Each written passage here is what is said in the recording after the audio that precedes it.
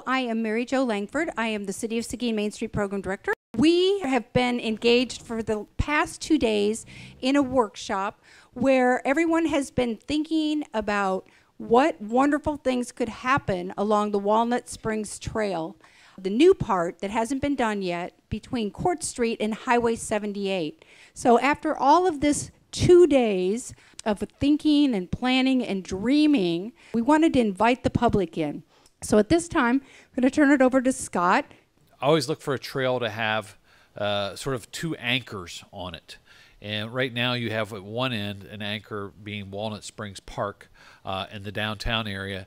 And the northern anchor is sort of yet to be defined, but you have the retention ponds there, future soccer fields, and also the potential, I guess they're going to do some reforestation or some planting of trees at that end of it. So you kind of have a nice start and an end. But if you also look at where the Walnut Springs Trail touches as it goes through, it hits a lot of important things. There's a lot of elementary schools that are in close proximity to Walnut Springs. You have a large employer, two large employers, Tyson's, Texas Lutheran University as well. So the fairly large student population sitting there. And so what we were kind of exploring over the course of a couple of days is how do we start to make this a place where it becomes a social interaction. So it's a place where you can have physical recreation, but it's also a place where you can have good neighborhood social interaction. And then what else can this corridor be used for staging? On really nice days, you might have cart vendors, or the days you have special events, you're going to put in some water gardens, reestablish the wetlands that were there in front of the police station. There you're building a great public amenity. And so often communities will use those large-scale public amenities to create investment opportunities. And there along Court Street, you've got commercial fabric. So if any large-scale investment, so to speak, is going to happen, it's probably likely to be in that area. My name is Holly Hayes. My part is about physical activity, so I'm going to make you move a little bit.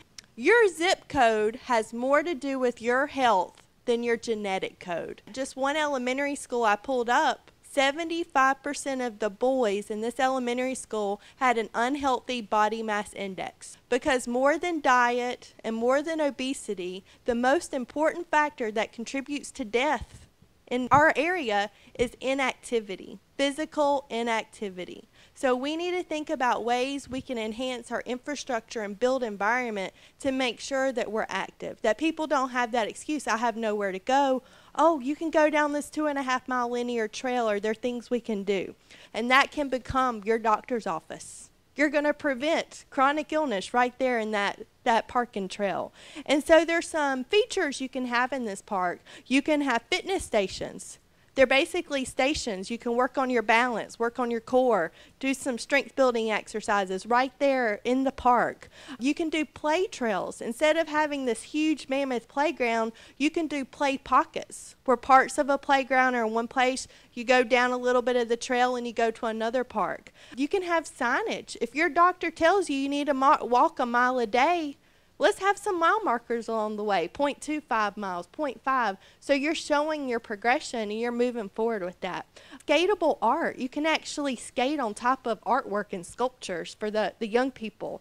So we need to be cognizant when we're designing these parks and amenities about what we can do to make sure that we have that. So if I'm watching my 3-year-old Elijah, maybe I can work out right with him while he's at the playground.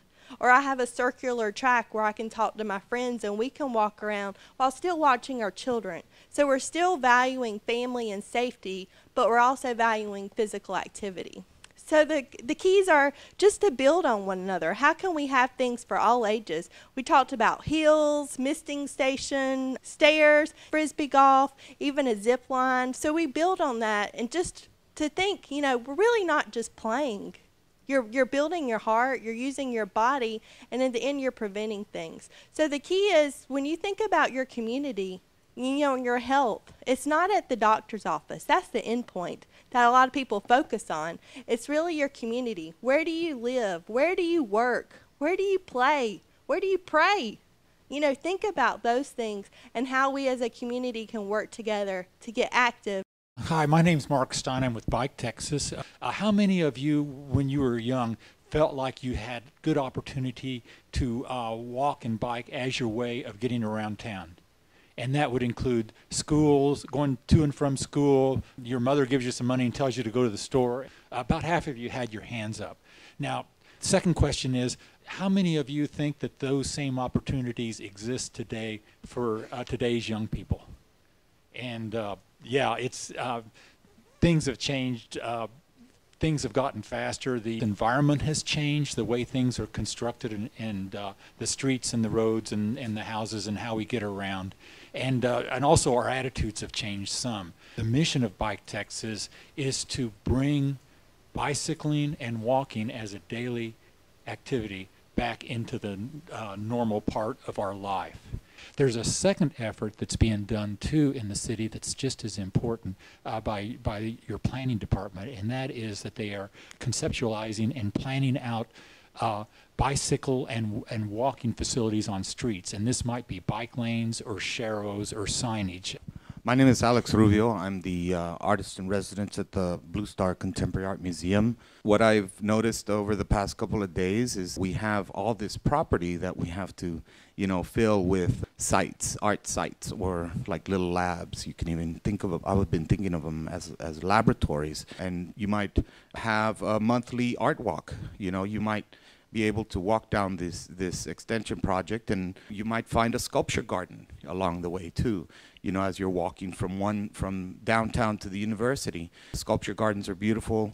People love to touch art there, and I come from a museum that you're not supposed to touch the art, but make it interactive. You can climb the art and skate on the art, so be very creative with your lighting. Look out for light sculptors, some an artist that works with lighting. Maybe at one point of this extension, you'll have, it leads into a community that fosters art. You can have a neighborhood that might turn one of these old houses into an art gallery. Some of the buildings along the way, there's some old buildings and old elementary schools, that you guys were talking about, and turn those into a community center or a cultural arts center. Hopefully just to kind of inspire the group to, look in at your own resources, which are your youth, your community youth. Let's start off with the high school art department. Let's see how we can support art teachers, offer them an opportunity to get out in the community and do some public art installation along the trail.